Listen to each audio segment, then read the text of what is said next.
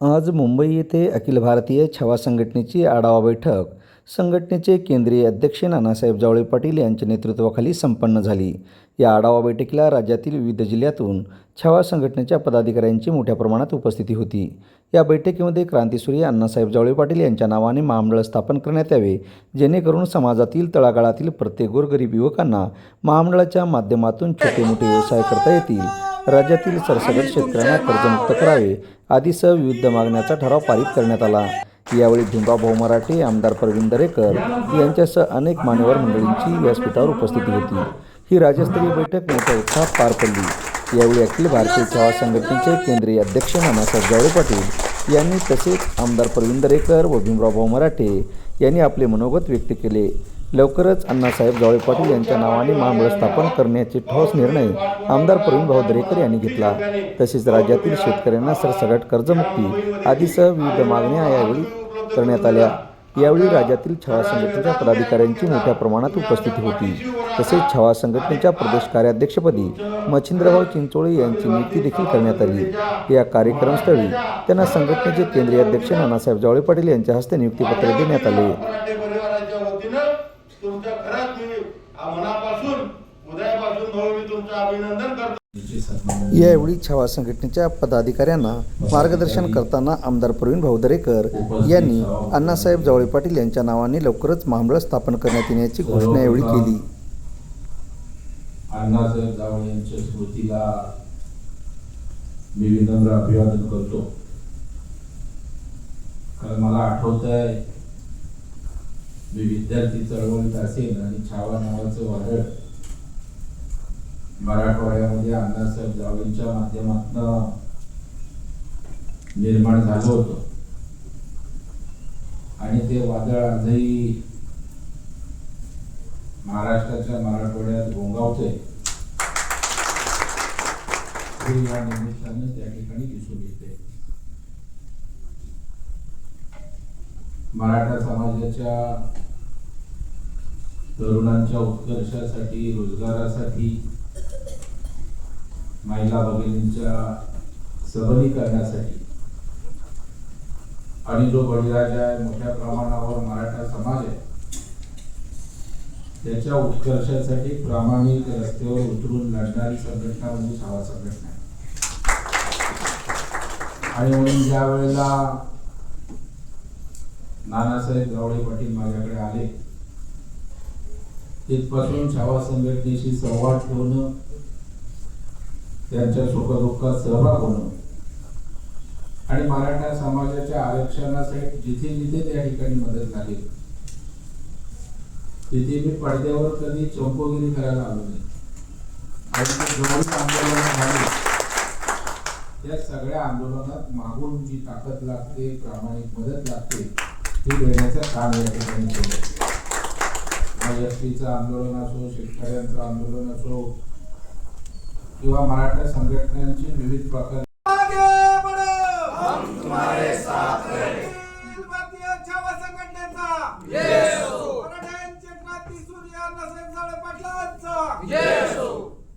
महाराष्ट्राची कुलस्वामिनी आई तुळजाभवानी, हिंदवी स्वराज्याचे संस्थापक छत्रपती शिवराय, धर्मवीर शंभूराजे आणि क्रांतीसूर्य अण्णासाहेब जावळे पाटील यांना मानाचा मुद्दा.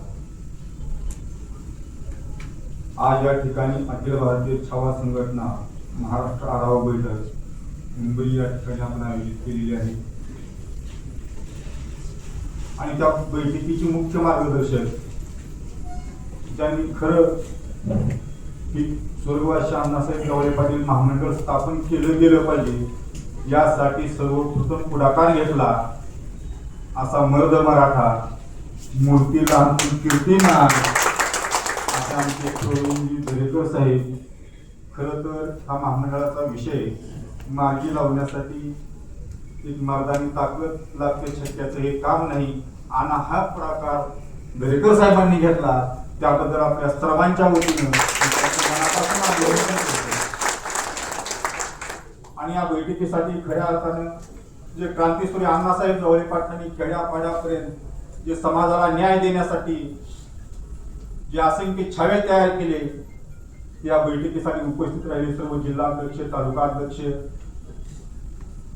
आमचे भीमराव मराठे, प्रदेशाध्यक्ष पंजाबरावजी काळे पाटील, प्रदेश कार्याध्यक्ष मच्छिंद्र चिंचोले, ज्यांनी या 2 दिवसामध्ये या ठिकाणी थांबून बैठकीचं आयोजन केलं, त्यांचं सुद्धा या ठिकाणी मनापासून अभिनंदन करतो. या ठिकाणी आमच्या महिला आघाडीच्या सुद्धा बऱ्याच महिला आलेल्या आहेत, त्यांचं सुद्धा फार मोठं चांगलं काम आहे. जिथे जिथे गरज महिलावर पडते त्या ठिकाणी धावून जाण्याचं काम या रणरागिणी करत असतात, म्हणून त्यांचं सुद्धा या ठिकाणी मनापासून अभिनंदन. आमचे ठोक मोर्चाचे समन्वय, ज्यांनी ठोक भूमिका स्पष्टपणाने बोलत असतात, अशा आमचे केरे पाटील सुद्धा या ठिकाणी आहेत, आमचे बापू कोल्हे आहेत, त्या सर्वांचं दाते पाटील जे अभ्यासक आहेत, आता त्यांचं भाषण ऐकायला आपण थोडा आवाज लहान आहे कळत नाही, परंतु ते हुशार एकदम याच्यामधला अभ्यास पूर्ण ते बोलत असतात. त्यांचं कधी तर आपण ऐकू, त्यांचं सुद्धा या ठिकाणी खूप खूप अभिनंदन. खरं तर ही बैठक घेण्याचं कारण असं होतं की ज्या वेळेस या अखिल भारतीय छावा संघटनेची क्रांतीसूर्य अण्णासाहेब जवळे पाटलांनी स्थापना केली, त्याची ज्योत पेटवली आणि आज या महाराष्ट्रामध्ये असंख्य छावे, त्याचं इतकं मोठं झाड आणि रोपटं तयार झालेलं आहे.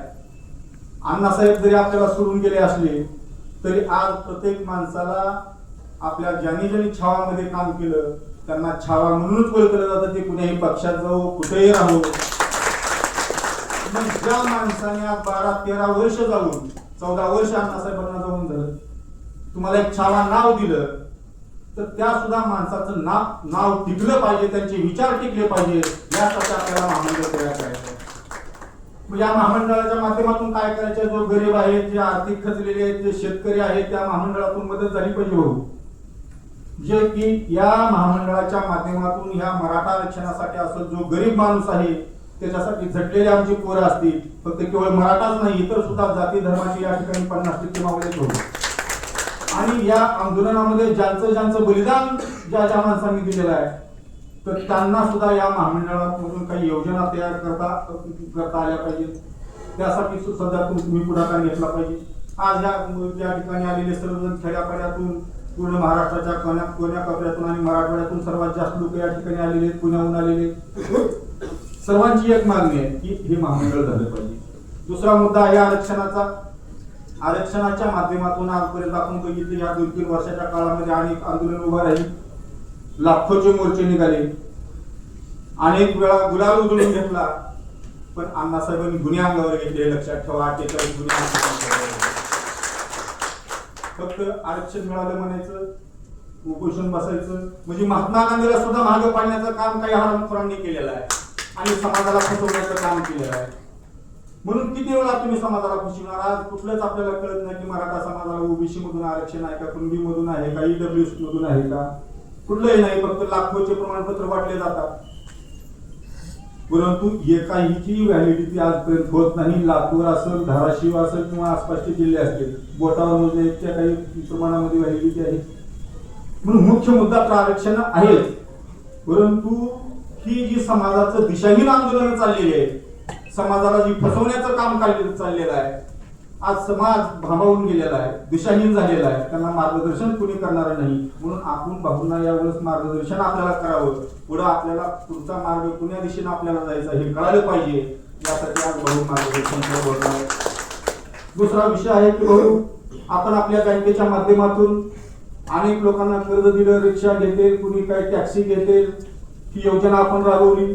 तर केवळ मुंबई पुरतीची मर्यादित न ठेवता आपण महाराष्ट्रामध्ये अनेक मराठवाड्यामधला काही भाग असेल, मोठमोठे शहर असतील, त्या भागामध्ये सुद्धा आपण ही योजना चालू केली पाहिजे. ती योजना आपण लागू केली आणि सक्षमपणे राबवली, त्याबद्दल सुद्धा भाऊ मी तुमचं अभिनंदन या ठिकाणी करतो. त्यानंतर दुसरा विषय आहे छत्रपती शिवाजी महाराजांचा. मधल्या काळामध्ये आपण पाहिलं असेल, अनेक भामट्यांनी रातोरात शिव महाराजांचे पुतळे उभा करण्याचं काम केलं आणि ते ही नकली पुतळे, फायबरचे पुतळे.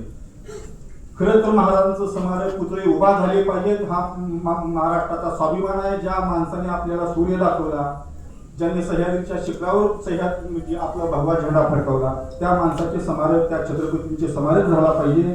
परंतु असं चोरून लपून नाही, तर ज्या ज्या ठिकाणी ग्रामपंचायत आहे त्या ग्रामपंचायतीला सरळ भगवा अधिकार दिले गेले पाहिजे. ती तुमच्या माध्यमातून माझी सरकारलाही विनंती आहे.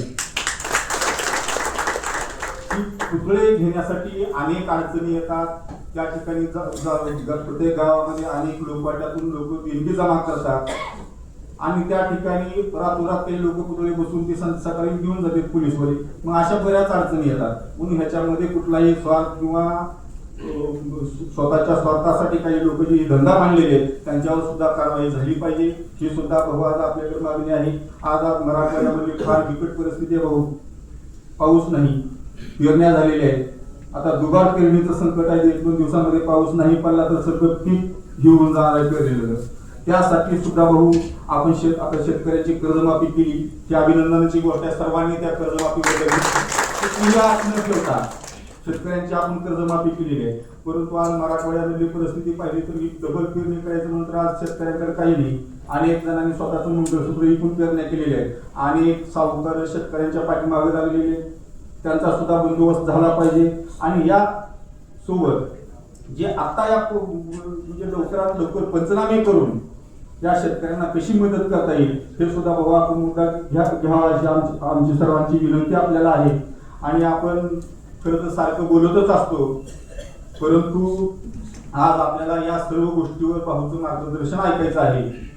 म्हणून मी आता जास्त न बोलता या ठिकाणी आपण सर्वजण प्रत्येक जिल्ह्यातून सर्व जिल्हाध्यक्ष पदाधिकारी आला त्याबद्दल आपल्या सर्वांचं या ठिकाणी अभिनंदन करतो. आणि आपल्याला हे महामंडळ स्थापन झाल्याशिवाय मागे हटायचं नाही ही सुद्धा भूमिका तुम्ही आम्ही सर्वांनी घेतलेली आहे. काय खावाचा धर्मच आहे. कारण की मराठ्यांचा धर्म हा संघर्ष करण्यामध्ये जीवन गेलेला आहे. कारण की हे आरक्षण उभं करताना ही फळी निर्माण करत असताना अण्णासाहेबांनी स्वतःचं बलिदान स्वतःचं रक्त आटून तुमच्यासारखे छावे या महाराष्ट्रामध्ये तयार केलेले आहेत. आणि हे छावे हे आपल्या मागणी मान्य होईशिवाय पाठीमागे हटणार नाहीत. ही भूमिका तुमच्या आमच्या मनामध्ये आहे आणि आपण ते करून दाखवू. आणि तेही भाऊच्या माध्यमातून करू. एक मर्द माणूस आपल्या पाठीमागे खंबीरपणाने उभा आहे. मी बऱ्याच वेळा सांगत असतो की भाऊ पण याच काळामध्ये नाही, भूतकाळापासून या वर्तमान काळापर्यंत त्यांनी जी आपल्याला मदत लागली, जे आपल्या पोरांना मी भाऊंना म्हणलो की भाऊ असा माणूस अडचणीमध्ये आहे. आता कालच एक 8 दिवसात नाही आपला बाळू भोवरे नावाचा कार्यकर्ता ऍडमिट होता. त्याच्यासाठी पैसे नव्हते, रुबीमध्ये ऍडमिट केलं. 17 लाख रुपये बिल झालं. भाऊनी 2 मिनिटांमध्ये फोन तिथं करून ते बिल माफ करायला लावलं. म्हणजे इतकं मनातून काम करणार आपल्या पाठीमागे खंबीरपणा होता. म्हणून आपल्यालाही काही घाबरण्याची गरज नाही. परंतु भाऊ एक विनंती आहे की लवकरात लवकर या महामंडळाचा विषय संपला पाहिजे. आणि महामंडळ मधून काहीतरी आमच्या तरुण पोरांना नवीन उद्योगधंदे उभं करण्यासाठी काहीतरी चालना मिळाली पाहिजे. ही भूमिका आपल्या समोर मांडतो आणि याच ठिकाणी थांबतो. जय हिंद, जय महाराष्ट्र, जय छावा. धन्यवाद साहेब.